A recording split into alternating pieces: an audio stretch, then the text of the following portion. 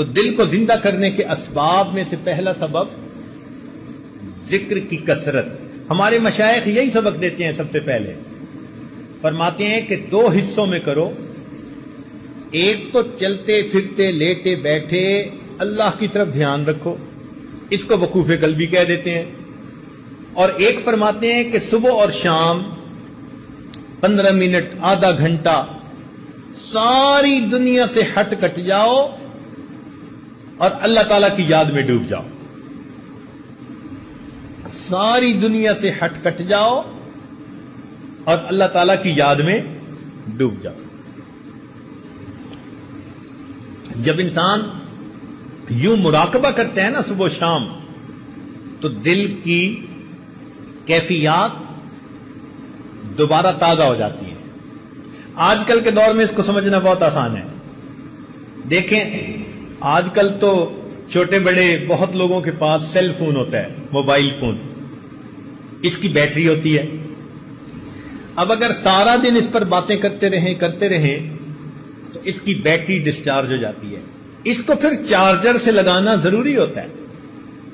اگر آپ چارجر سے نہیں لگائیں گے تو بیٹری اتنی فلیٹ ہو جائے گی کہ بات ڈسکنیکٹ ہو جائے گی، پھر آن ہی نہیں ہوگا. بالکل اسی طرح ہم سارا دن لوگوں کے ساتھ انٹریکٹ کرتے رہتے ہیں، کام کاروبار، بیوی بچے دوست احباب. ہمارے دل کی کیفیات کی بیٹری ڈاؤن ہوتی رہتی ہے. ہمیں چاہیے صبح و شام اس کو چارجر کے ساتھ لگائیں. یہ جو مراقبہ ہے نا کہ اللہ سے لو لگا کے بیٹھے، حقیقت میں اللہ کی رحمت کے ساتھ اس ہم دل کو کنیکٹ کر دیتے ہیں. ادھر سے برکت آتی ہے، رحمت آتی ہے، اور وہ دل کی بیٹری کو دوبارہ چارج کرتی ہے. اس لیے صبح و شام کا ذکر بہت ضروری ہے. یہ پہلا سبب. دوسرا سبب جس سے دل زندہ ہوتا ہے وہ ہے تلاوت القرآن. آدمی کم از کم 1 پارہ روزانہ تلاوت کرے. بہت مشکل ہو تو چلو آدھا پارہ. کوئی دن زندگی کا اللہ تعالی کی یاد کے بغیر نہ گزرے، تلاوت قرآن کے بغیر نہ گزرے. ہمارے ان لاز کے ایک بزرگ تھے، دارالعلوم دیوبند سے انہوں نے فراغت حاصل کی تھی.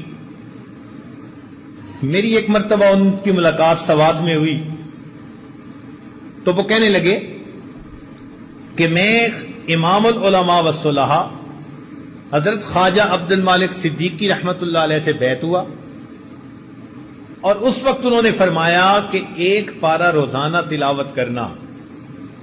فرمانے لگے کہ آج اس بات کو کہے 43 ایئرز گزر چکے ہیں، ان 43 سال میں ایک دن بھی میرے قرآن کی تلاوت میں ناغہ نہیں ہوا. جب ایسے لوگ اللہ کے سامنے نامہ اعمال لے کر جائیں گے، ہمیں کتنی شرمندگی ہوگی کہ ہمارے کتنے دن تلاوت کے بغیر جا چکے. اب دیکھو 43 سال، سردی بھی، گرمی بھی، صحت بھی، بیماری بھی، دیس بھی، پردیس بھی، خوشی بھی، غمی بھی، 100 عوارض ہوتی ہیں، مگر وہ کہتے ہیں میں نے 1 پارے کی تلاوت پکی. چنانچہ عبداللہ ابن عباس نے فرمایا کرتے تھے من احب القرآن احب اللہ ورسولہ. جو شخص قرآن سے محبت کرتا ہے وہ اللہ رب العزت اور اس کے رسول سے محبت کرتا ہے، اور اللہ اور اس کے رسول اس بندے سے محبت